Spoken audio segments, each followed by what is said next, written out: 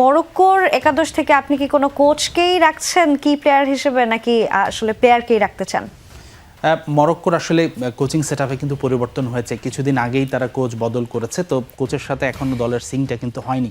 মরক্কোর রেজাল্ট কিন্তু খুবই ভালো, তবে আমি যদি রিসেন্ট পারফরমেন্স দেখি, আফকনে তারা চ্যাম্পিয়ন হয়েছে, যদিও জিতেছিল অন্য দল, সেনেগাল জিতেছিল। তার পরবর্তীতে বিভিন্ন রুলে তারা আফ্রিকান নেশনস কাপে চ্যাম্পিয়ন হয়েছিল, কিন্তু আফকনে তাদের পারফরমেন্স কিন্তু সেই প্রত্যাশা পূরণ করতে পারেনি এবং শেষ দিকে বিশ্বকাপের আগ মুহূর্তে তাদের কোচ চেঞ্জ হয়েছে।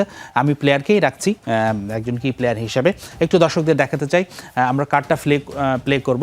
ব্রাহিম দিয়াজ, মরক্কোর পোস্টার বয় কিন্তু অধিনায়ক আশরাফ হাকিমি, এটা অস্বীকার করার কোনো সুযোগ নেই। তার দিকে দৃষ্টিটা সবসময় থাকবে, তিনি ক্যাপ্টেন, কিন্তু আমি ব্রাহিম দিয়াজকে রাখছি।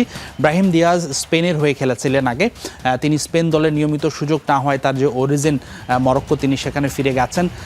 ব্রাহিম দিয়াজের 2024 সালে অভিযোগ হয়েছে, এখন পর্যন্ত তিনি 26 ম্যাচে 14টি গোল করেছেন। রিয়াল মাদ্রিদেও তিনি সাবস্টিটিউট হয়ে খেলেন, কখনো স্টার্টারও হয়, নিয়মিত স্টার্টার নয়। তিনি দারুণ ফর্মে আছেন, সবশেষ আফ্রিকান নেশনস কাপের 7 ম্যাচ খেলে 5টি গোল করেছেন।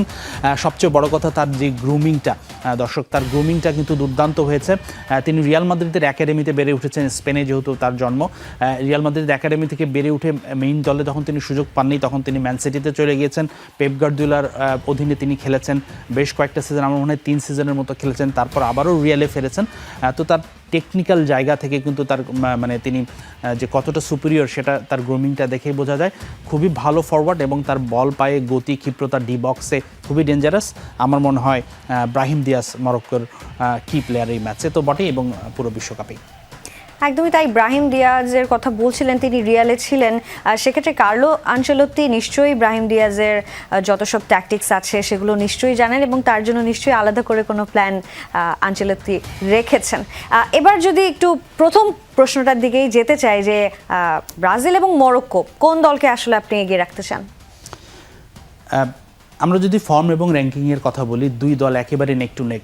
ইভেন যদি আমরা ফর্মের কথা বিবেচনা করি, সেক্ষেত্রে কিন্তু মরক্কোকে আপনাকে এগিয়ে রাখতে হবে। যারা 45 ম্যাচে, যে তার সবশেষ 45 ম্যাচে তাদের যে দাপট, মাত্র 2টি হার, আপনি যদি রেজাল্টের কথা চিন্তা করেন, সেক্ষেত্রে অবশ্যই আপনাকে মরক্কোকে এগিয়ে রাখতে হবে। তবে ব্রাজিলের ঐতিহ্য, ব্রাজিলের ইতিহাস, ব্রাজিলের দলীয় শক্তি, পেন অন পেপারে যেই তাদের সামর্থ্য আছে, সেটাতে অবশ্যই ব্রাজিলকে এগিয়ে রাখতে হবে।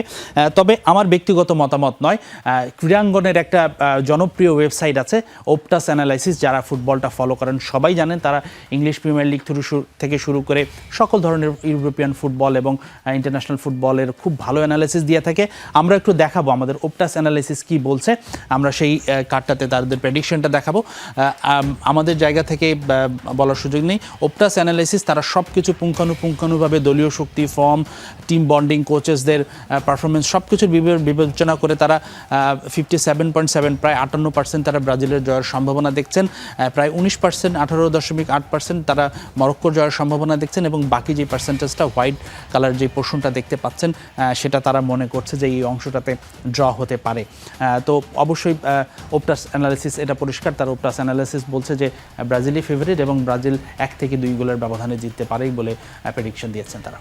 একদমই তাই। কিন্তু মরক্কোকে আসলে কিন্তু ছেড়ে কথা বলা যাবে না নিশ্চয়ই হাসিনুর, কারণ গত বিশ্বকাপে তারা কিন্তু অনেক চমক দেখিয়েছে। মরক্কোরও একটা ফ্যান বেস কিন্তু বাংলাদেশে তৈরি হয়ে গেছে ইতিমধ্যেই। তবে কার আসলে জয় হবে সেটা তো আসলে বলবে সময়টা। তবে হাসিনুর, আপনি আমাদের সঙ্গেই থাকবেন, আর ধন্যবাদ।